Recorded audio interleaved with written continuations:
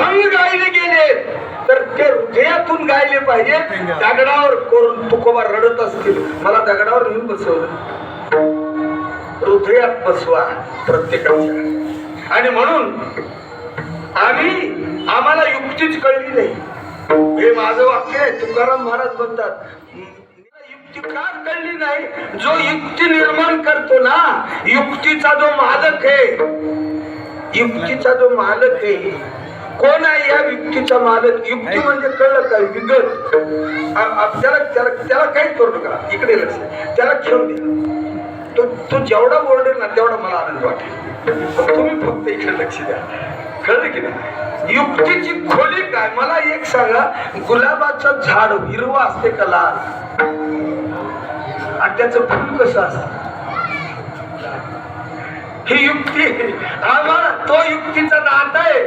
कळलं की नाही? आम्हाला कळलं, तुकाराम महाराज आम्हाला कळत नाही. म्हणून तुझ्या पायावर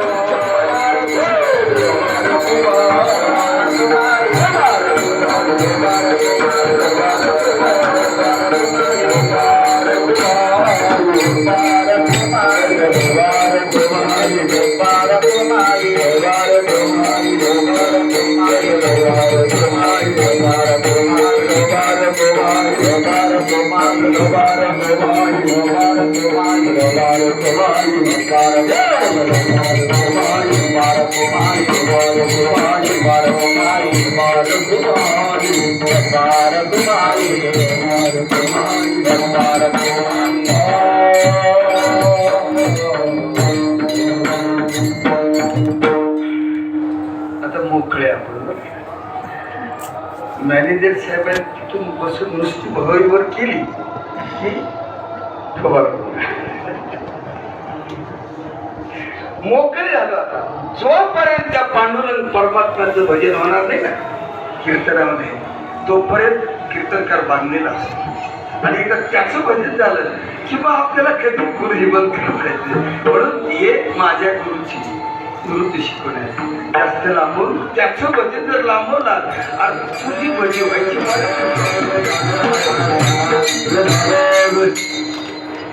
अभंगाचा संदर्भ असा आहे, यांचा शिरोमणी या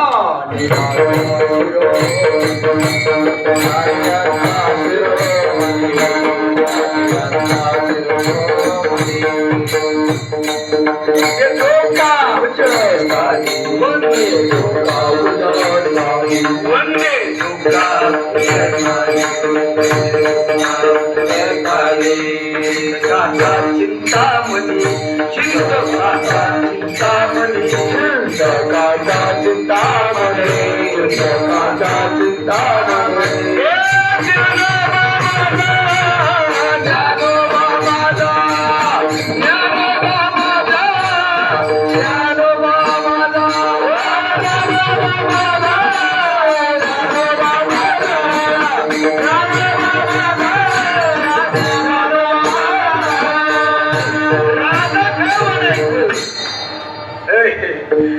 ज्ञानी यांचा शिरोमणी कोण? ज्ञानोबा माझा. वंदे जो पूज्यस्थानी. या विश्वातले जेवढी पूज्य ठिकाण आहेत, ज्यांची माणसं पूजनीय आहेत, या विश्वात कोण कोण पूजनीय आहे की नाही? सगळ्यात पूजनीय कोण? पांडुरंग परमात्मा या विश्वाचा. तो ज्याला वंदन करतो, कळलं की नाही? आणि चिंतकाचा चिंतामणी, ज्याला चिंता आहे की नाही, त्याच्या जर हातात ज्ञान रत्न सापडलं तर त्याची चिंता दूर होऊन जाते. म्हणून राजा आहे तो ज्ञानाचा. ज्ञानाचा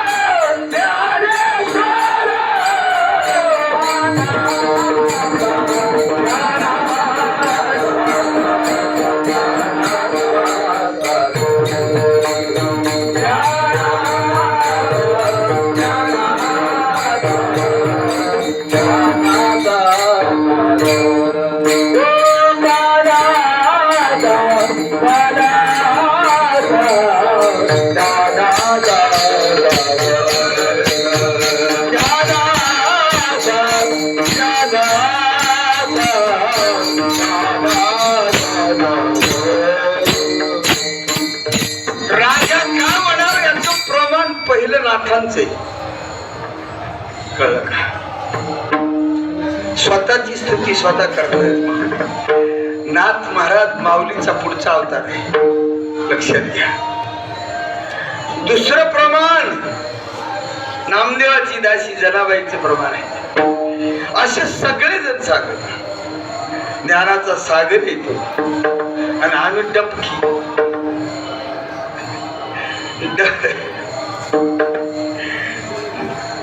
चिमणीने किंवा दिव्याने सूर्याला ओवाळलं काय न ओवाळलं काय काय फरक पडणार कळलं की नाही?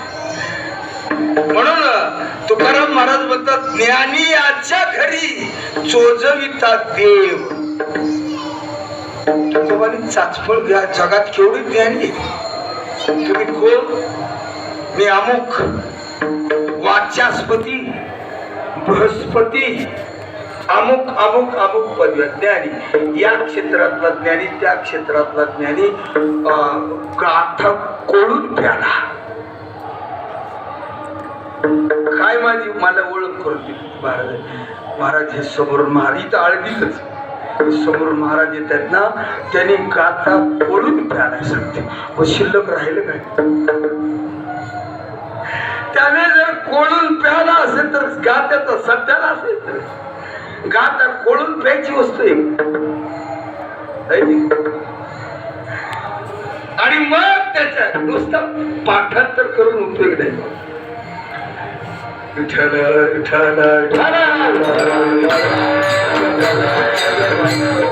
ज्ञानी यांच्या घरी चोजविता देव. तुकोबाने चाचपणी केली कोण कोण ज्ञानी आहे त्यांच्या घरी जाऊन त्यांच्याशी संपर्क साधला. पण तुकोबाच्या लक्षात काय आलं? तेथे अहंभाव पाठी लागे. प्रत्येकाला आत्मज्ञान जरी कळे असला तरी त्याच्या घरी गेले तुकोबा, पण तिथे वेगळाच प्रकार आत्मज्ञानी आत्मकल्याण करणारा आत्म्याचं ज्ञान असणारा काय प्रकार काय याला कारण आहे बापू. आपण गरीब गाय कुणी बी यावून हाकावा अशी परिस्थिती आपली श्रोत्यांची. इथं उभा राहून काही म्हटलं तर गुमान ऐकून घेतात विचारे, काय उठून कोणीच विचारणार नाही. कळलं की नाही? आणि म्हणून आत्मज्ञानी ज्याला आत्मज्ञान बाबा 4 वेद 6 शास्त्र 18 पुराण मुखोद्गत आहेत.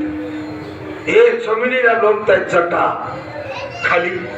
ते 2-4 शिष्य असे धरून गेले. बाजूला सर बाजूला महाराज सर बाजूला. मागे शिष्य 50 शिष्यांचा मागे ताफा. कळ गेले गोडा पण कळ गेले. एवढा आत्मज्ञान सगळा महाराष्ट्र लागला बापू चरणी. महाराज किती अधिकार आहे, केवढा मोठा आहे का सगळे. विशेषतः माळकरी नाही बरं का, इतर लोक वकील डॉक्टर बिल्डर महाराज महाराज मला सांगा. मी मला आजच कळलं की किती तोळ्याचा तरी सोन्याचा कळस माऊलीला चढवला.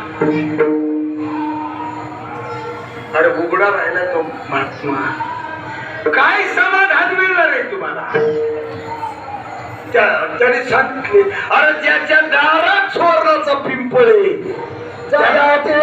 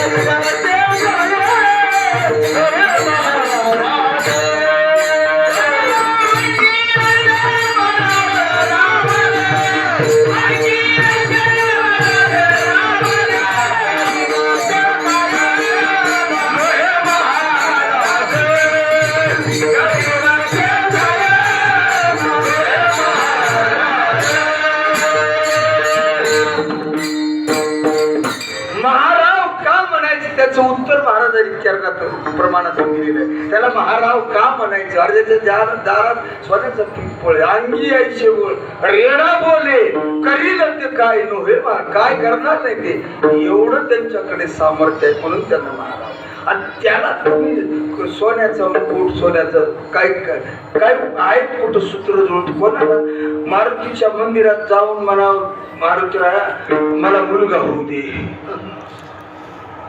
नवस घ्यायचं मारुतीला. तो म्हणला बाई मला उचलून नदीत नेऊन टाक.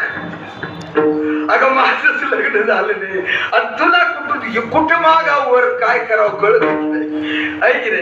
तसं या महात्म्याला योग्याची माऊली त्याला सुवर्ण होऊन तुम्हाला आत्मिक शांती काय जे व्हायची ती व्हा.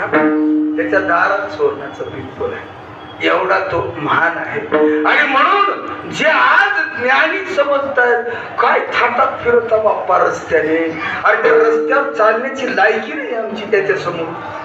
हा त्याच्यापासून काय थाट करतात कोणासाठी कोण तुम्हाला पुन्हा हा मोठेपणा दिलाय त्याच्या जवळ जाणार. त्याच्या ज्ञानियांचा राजा गुरु महाराव म्हणतात त्याला. याच्यातलं एक तरी तुमच्याकडे आहे. 4 वेद 6 शास्त्र 18 पुराण मुखत आहे एवढा अधिकार आहे. कोणी दिला तुम्हाला अधिकार? आणि मग गावोगाव आधीच वार्ता पसरायची. आता तर डिजिटल आले काय पोस्टर लागतात बाप्पा काय सांगू कळलं की नाही. मागे पांडुरंग आणि योग बाप्या समोर कळलं की नाही अशी पोस्टर लागतात. आणि नका ना बापू कळलं की नाही. तेथील प्रमाण नेनवे वेदासी ते जीव जंतुशी केवी कळेल.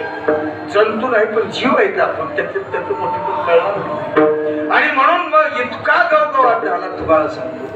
महाराज आज आमच्याकडे चहा आहे महाराज आज आमच्याकडे फराळ आलं तो रुबाब त्याचं चालायचं. मग त्याच्यात वकील होते त्याचा वकील कोण नाहीत नाही ते वकील हाय कोणी वकील नाही डिग्री घेतली. मग तो घरी बायकोला म्हणतो का ग महाराजांना आपल्या घरी जेवायला बोल. ते म्हणले मुळीच नाही. ती काय म्हणली मुळीच नाही का मी सांगते. वारकऱ्याची मुलगी होती गळ्यात माळ होती तिच्या.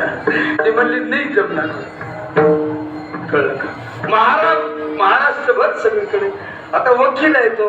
ते म्हणले तुमचं वकिली कोर्टात तिथं नाही माझ्यासमोर नाही झालं. घरात मी सांगेल तेच.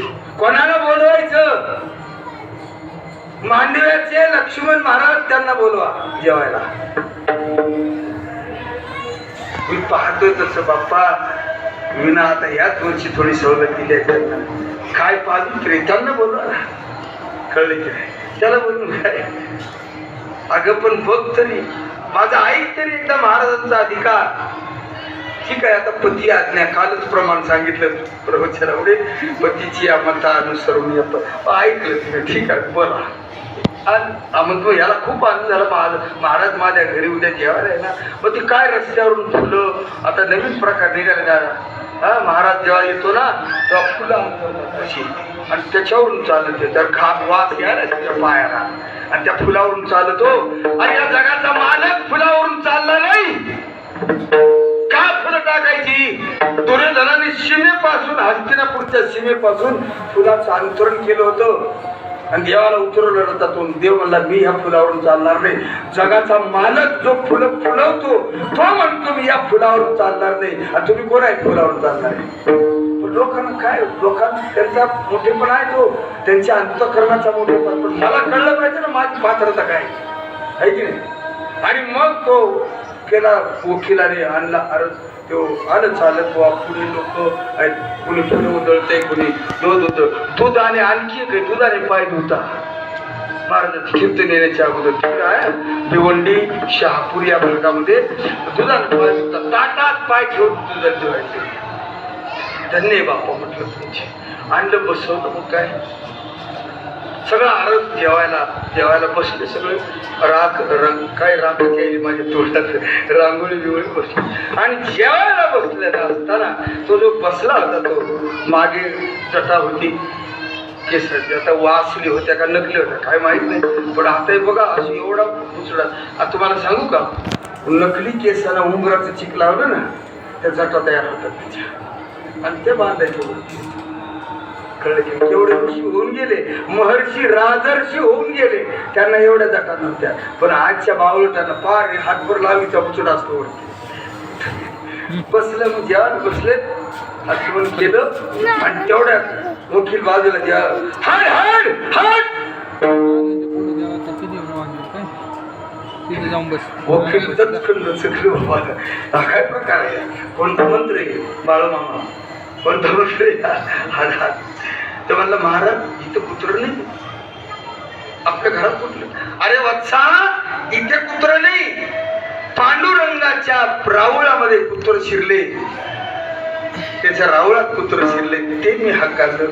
वकील म्हणतो बघ महाराजांचा अधिकार, मांडवीत बसून पंढरपूर मधल्या राऊळात शिरलेलं कुत्र हाकाललं. काय महाराजांचा अधिकार आहे बघ. बावळटपण आहे की नाही.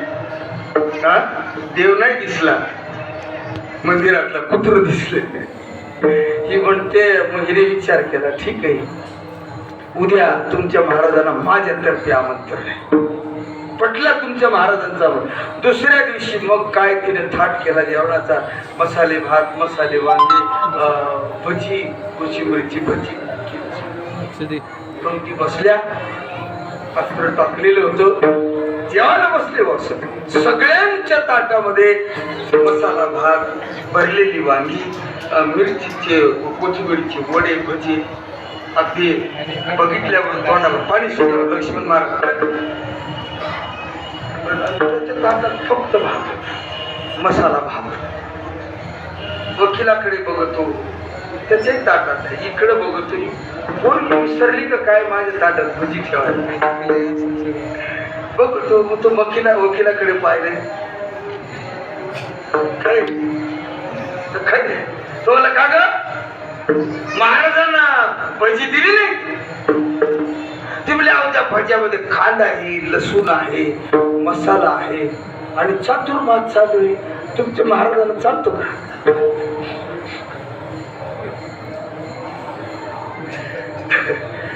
महाराज चालतील का तुम्हाला? पुराणातली वांगी गौरी, पुराणातली वांगी पुराणात, इथं कुठं जेवणात ताटात आहे.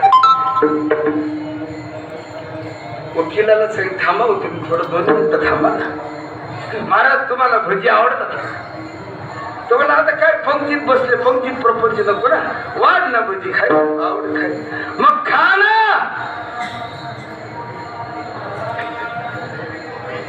भगवं सुटायची पाळी आली याची. ताटात भजी नाही आणि ही पोरगी खा म्हणून सांगते. वकील म्हणला काय टिंगल करीती का महाराजांची? भजी नाही ताटात, खा म्हणून सांगले. तुम्ही 2 मिनिटं थांबा, 2 मिनिटं थांबा. महाराज खरंच का भजी आवडतात तुम्हाला? हो आवडतात. मग खा ना महाराज तुमच्या. वकील उठलं ना, कान फडफडून सांगतो तुझे महाराजांची टिंगल किती करा भजी वाट. अहो भजी काल याच पाटावर बसून तुमच्या या जटाधारीला पंढरपूरच्या राऊळातलं कुत्र दिसलं आणि आज भाताखालची भजी त्याला दिसत नाहीत का? असं म्हटल्याबरोबर त्याला घाम सुटला बापू काय पोरगी बिलिंगर रे बाप्पा सांगतो भाताखाली भजी लपवून ठेवली आणि खायला सांगितली आणि मग बघत होतो खरी भाता आणि मग तिने उठ ताटावर उठ असला थेटा पथ्थरी करायची असतील ना या महाराष्ट्राच्या जनतेला फसवायचं असेल इथे माझ्याजवळ चालणार नाही. मी मांडव्याची सोन आहे लक्षात घे, माझ्या गळ्यात माळ आहे, माझ्या घरी हा प्रकार चालणार नाही. तुला गुमान इथून चालता हो नंतर धक्के मारून तुला घराच्या बाहेर घाली. काय अधिकार आहे त्या पोरीचा? म्हणून म्हटलं सत्य बोलू का चांगलं बोलू कळलं नाही. उठावं लागलं त्याला आणि म्हणून ज्ञानी यांच्या घरी चोजविता देव ते अहंभाव पाठी लागे. ज्याच्याकडे हे नाही त्यालाच फक्त ज्ञानी याचा राजा गुरु महाराव म्हणतात. अभंगाच्या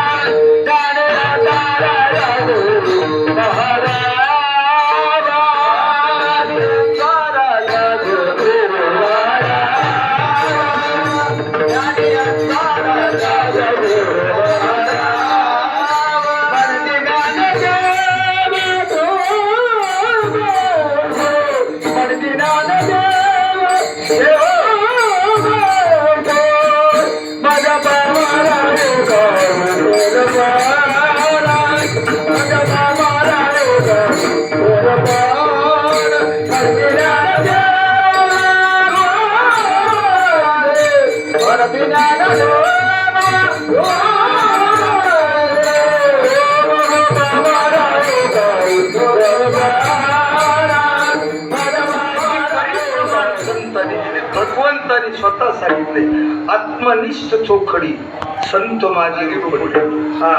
माऊली साधारण नाही आहेत लक्षात घ्या. कोणताही संत साधे नाही, त्यांना ओळखणं फार कठीण आहे. आणि म्हणून ज्ञानी यांचा राजा गुरु महाराव म्हणती ज्ञान देव तुम्हा ऐसे. कळले की नाही?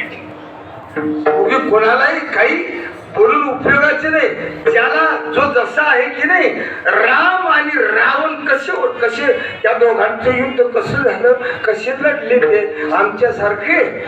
राम रावण कसे लढले, राम रावणासारखेच लढले. त्यांचा मोठेपणा त्यांनाच, दुसऱ्याने तुलना करून उपयोगाचं नाही. आम्ही किती तुम्हा ऐसे तुमच्यासारखे जे ज्ञानी आहेत की नाही त्यांनीच तुम्हाला ज्ञानी याचा राजा म्हणावं, त्यांनीच तुम्हाला गुरु म्हणावं आणि त्यांनीच तुम्हाला महाराव म्हणावं. कळलं की नाही? आम्ही पामर आहे. कळलं की नाही? आता हा जो अभंगाचा संदर्भ आहे लक्षात घ्या. हे आळंदी गाव आहे, दक्षिण काशी म्हणतात त्याला. म्हणजे फार पैठणला. आणि इथे आज कोण कोण आले कळलं का? 84 सिद्धांचा सिद्धपीठ मेळा इथे आज नाही प्रत्येक वद्य एकादशीला दर एकादशीला 84 येतात आणि त्याच्यात बोरकी असतो रावण. सगळ्या 84 सिद्धामध्ये रावण पण आहे लक्षात घ्या. त्या सिद्धामध्ये ते सगळे येतात. कळलं की नाही? आज काय बघितलं का? विमान बघितलं? विमानाची दाटी पुष्पाचा वर्षाव आणि स्वर्गाभूमी देव करीतात. म्हणून महाराव चक्रवर्ती आणि देवाने पुष्पाचा वर्षाव करावा. कळलं की नाही? बावळटानं पायाखाली फुलं घेऊन काय फिरतात होती. देव फुलं टाकतात ज्याच्यावरती. कळलं की नाही? दिसली का? या डोळ्याला नाही दिसणार ते. कळलं की नाही? दाटी काय काय जन सागर भरलाय तुम्हाला सांगतो. एका 22 वर्षाच्या मुलासाठी कमालीची गोष्ट आहे. कमाल आहे. एक महाराज म्हणला ज्ञानोबांनी रेड्या वेद बोलवलं. हा काही एवढा विशेष नाही. ज्ञानोबांनी मुलाची मुलगी केली, मुलीचा मुलगा केला, हे काही विशेष नाही. पण ज्ञानोबाने ज्ञानेश्वरी लिहिली, हे विशेष आहे, हे मोठ्या चमत्कार आहे का? ज्ञानेश्वरी नाही, मुलीचा मुलगा करणं हे जगातलं नवल आहे बापू. हा चमत्कार मोठा आहे. रेड्यामुखी वेद इथे माणसनीच बोलणार. हा किती शिष्य आहेत, किती गुरु आहेत मला सांगा ना. हा माणसाच्या डोक्यावर हात ठेवता 50-50 हजार शिष्य आहेत. चांगदेवाला किती शिष्य होते? चांगदेवाला जे आलं ती एका तरी शिष्याला आलं. पशु येऊन इथला अहो नाव बदललं, जात बदलली, गुण बदलला, स्वरूप बदललं, त्याचं नाव ठेवण्यात टाकलं महेशराज. आणि आज अरे फाटाला सप्ताह होतो 7 दिवस. माणसं त्या रेड्याच्या डोक्यावरती, रेड्याच्या समोर नतमस्तक होतात. हा मोठेपणा कोणाचा आहे? कोणी ठेवलाय त्याच्या डोक्यावरती हात? हा काही साधा चमत्कार आहे? बावळटा तुला कळत का? हा कमी ज्ञानेश्वरी चमत्कार त्याच्यापेक्षा. पण या सगळ्या पर माणसं चालतील, पशु चालेल. मस्जिद बोलली, भिंत चालली आणि मस्जिद बोलली. पैठणहून शुद्धीपत्र घेऊन जाताना अंधार पडला. 4च भावंड. मुक्काम कुठे? उजेड दिसेल तिथे. अंधार पडला जायला. स्वप्न म्हणला दादा अरे लय अंधार पडला, आता काय करायचं? जंगलात कुठे विश्रांती घ्यायची? तुम्हाला समोर दिवे दिसत आहेत, आपण जाऊ. स्वप्न म्हणला काका कुठे? स्वप्न काका डोला मी जाऊन बघून येतो वस्ती आहे का. गेलं तिथं मस्जिद होती. तो म्हणला दादा, धावत आला, दादा इथं मस्जिद आहे सांगतो. हा आणि मग तू गेले, दरवाजावरून आतून बंद होती. दार ठोठावलं निवृत्तीने. मधून आज मुल्लाने दरवाजा उघडला. कोण तुम्ही? मी निवृत्ती. हा माझा लहान भाऊ ज्ञानदेव. हा काका आणि ही माझी बहीण. मग याने तुम अल्लाह के बंदे हो, हिंदू हो, अरे काफिर हो तुम, या क्यों आए? माऊली बोलले दादा आम्हाला 1 रात्री पुरते. नहीं, आप काफिर हो, ये मस्जिद है, अल्लाह की बंदी, इनके अंदर आपको प्रवेश नहीं. मैं नौकर हूँ, आपको अंदर आने की इजाजत नहीं दे सकती. अल्लाह मियाँ आप खुदा के बंदे हो. 1 रात हम आराम करेंगे, फिर सुबह जाए. नहीं. माऊलीने फक्त मस्जिदीच्या भिंतीवर हात ठेवला आणि भिंतीला तोंड लावून सांगितलं मस्जिद आणि मंदिर फरक काय? तिला सांगितलं आई तू आसरा देणारी आहेस, श्रांत जीवाला आसरा देणारी आहेस. या मुलाला काहीतरी सांग, काय अधिकार असेल. त्या मस्जिदीतून आवाज आला, ये मौलवी, ये बच्चे जो सामने आए ना वो खुदा के बंदे हैं, पवित्र है, उनको पनाह दे दे. मुल्ला वेडा झाला. संत चरण रज लागता सहज वासनेचे बीज या परवरदिगार, या अल्लाह, ये क्या चमत्कार है. ये मस्जिद बात कर रही तर्क करणार आणि समाधीच्या समोर जाऊन बसलं. हे खरं असेल का? अजून माऊलीची बघा ना जाऊन. रशियातले शास्त्रज्ञ आले होते, कळलं का? हो, सर्व सुखाच्या लहरी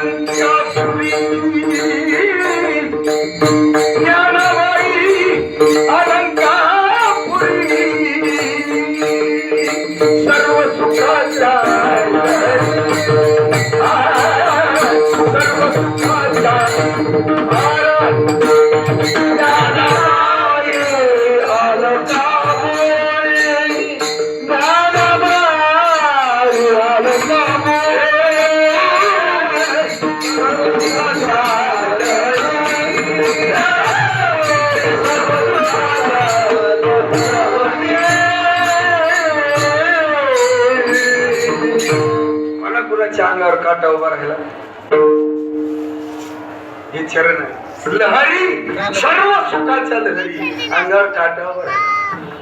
रशियातले नासातले शास्त्रज्ञ भारतात आले होते आणि त्यांनी महाराष्ट्र सरकारला विनंती केली आम्हाला. मग त्यांनी आणखी त्यांच्याकडे शस्त्रे बघितलं, त्यांनी त्या लहरी जाणवल्या त्यांना आणि आम्ही बावळट आम्हाला कळलं. रेड्यासारखा समाज माऊलीने माणसात आणला आणि आम्ही माणसाचे रेडे व्हायला.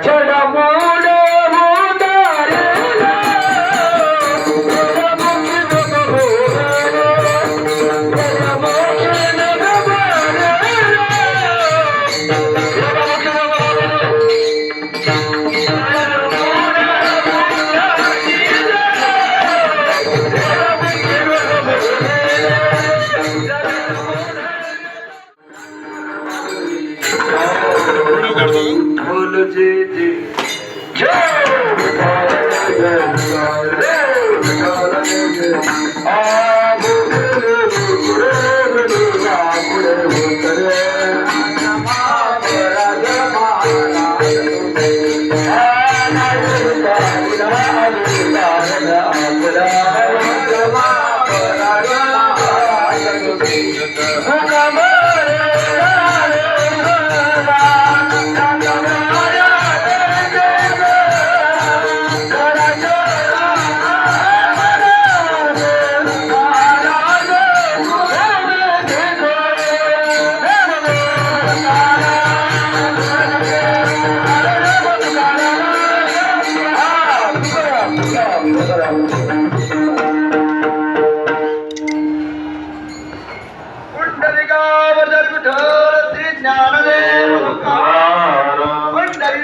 भगवान की जय. माऊली ज्ञानेश्वर महाराज की जय. मांडवी ऋषींच्या पावनभूमीतून गेल्या 18 वर्षापासून सुरू असलेला मांडवी ऋषी पायी दिंडी सोहळा वैकुंठवासी संत हरिभक्त परायण धनाजी महाराज गागरे, त्याचप्रमाणे वैकुंठवासी मानिगिरीजी महाराज, तसेच वैकुंठवासी श्याम महाराज पाटील, आपल्या गावातील वैकुंठवासी नाथाबाबा गागरे, विष्णुबुवा गागरे, सावळे हरी गागरे या सर्वांच्या प्रेरणेनं त्या ठिकाणी हा अखंड असा बांधव खुर्द ते श्री क्षेत्र आळंदी असा पायी दिंडी सोहळा अविरतपणे आजपर्यंत चालू आहे. सर्वांनी 2 मिनिटं खाली बसा, गडबड होऊन करेल. या ठिकाणी मोठ्या आनंदामध्ये आपला हा पायी दिंडी सोहळा या ठिकाणी पोहोचलेला आहे.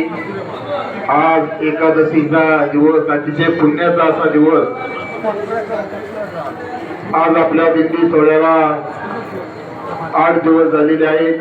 आजचा 8वा मुक्काम आहे आणि या 8व्या दिवसाला दरवर्षी जी काही कीर्तन सेवा होती ती आपल्या सर्वांची आवडती असणारी आणि आपल्या प्रत्येक दिंडी सोहळ्यामध्ये सहभागी होत असणारी अशी सर्वांची लाडकं व्यक्तिमत्व हरिभक्त परायण प्रभू महाराज पिटाले सर, त्यांनी त्यांच्या गोडाच्या वाणीतून आपला ज्ञानामृत दिलेलं आहे.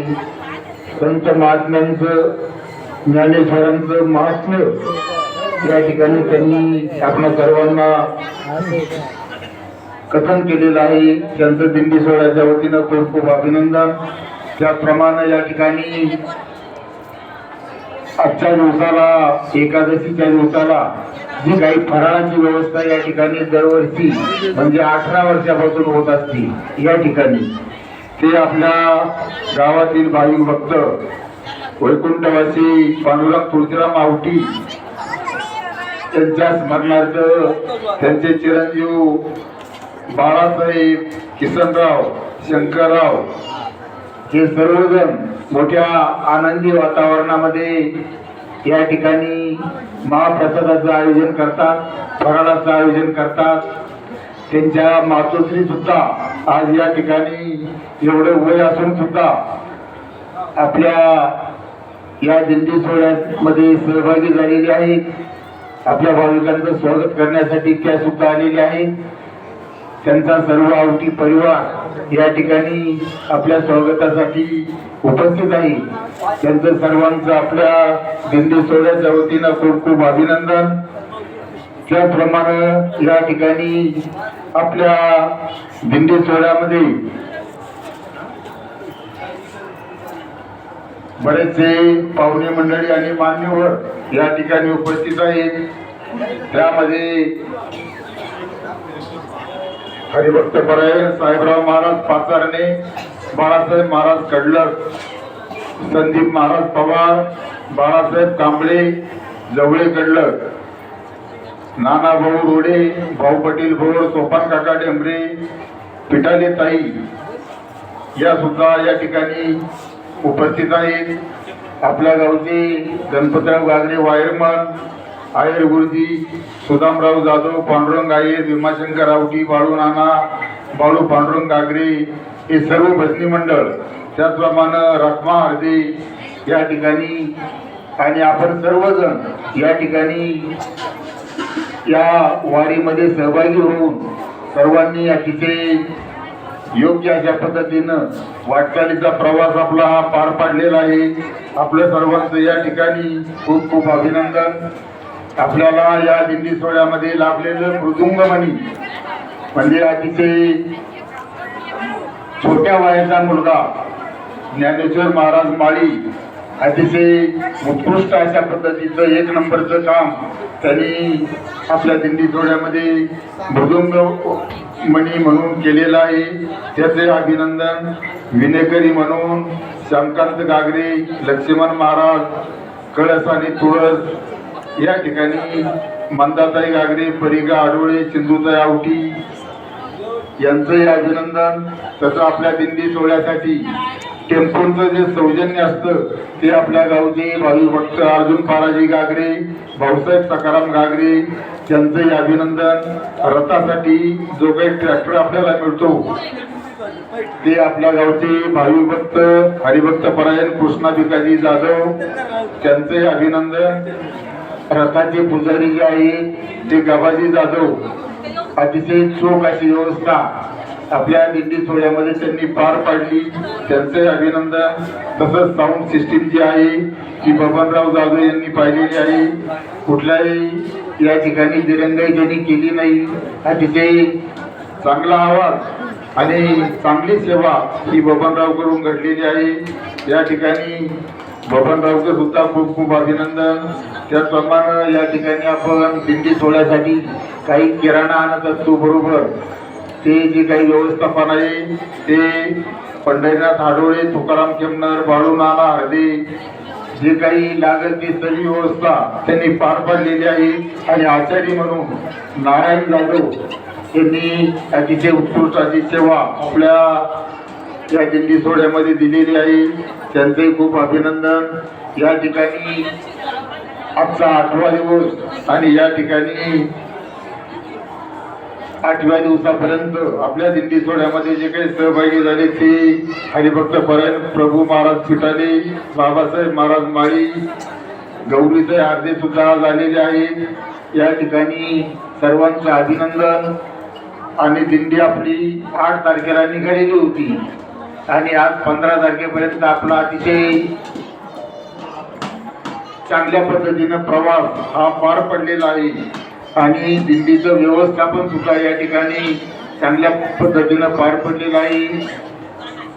या ठिकाणी व्यवस्थापन ज्यांनी केलं ते आपल्या गावचे हरिभक्त परायण रावसाहेब पाटील गागरे. त्यांचा दररोज फोन यायचा मला, एवढे आजारी असून सुद्धा एवढी तळमळ ही त्यांना होती. त्याचप्रमाणे भाऊसाहेब मॅनेजर, आयर गुरुजी, बाळासाहेब गुले आणि आपण इतर सर्वच जण सर्वांनी अतिशय चांगल्या पद्धतीने या ठिकाणी आपल्या दिंडी सोहळ्यामध्ये सहकार्याची भूमिका बजावलेली आहे. आपलं सर्वांचं अभिनंदन. या ठिकाणी उपस्थित असलेले आपण सर्वजण, सर्वांना पांडुरंग परमात्म्यानं उत्तम असं आरोग्य द्यावं, उदंड असं आयुष्य द्यावं आणि या ठिकाणी आपल्या उद्योग व्यवसायामध्ये, शेती व्यवसायामध्ये भरभराट पांडुरंग परमात्म्याने करावी. त्याचप्रमाणे पांडुरंग परमात्म्यानं आपणा सर्वांना जीवन जगत असताना नेहमी कायमस्वरूपी आनंदामध्ये ठेवावं आणि यापुढेही आपण सर्वांनी दिंडीमध्ये सहभाग नोंदवून या ठिकाणी दिंडी सोहळ्याची शोभा वाढवावी एवढीच या ठिकाणी पांडुरंग चरणी प्रार्थना करतो. या ठिकाणी आता थांबतो. धन्यवाद. सर्वांनी आता या ठिकाणी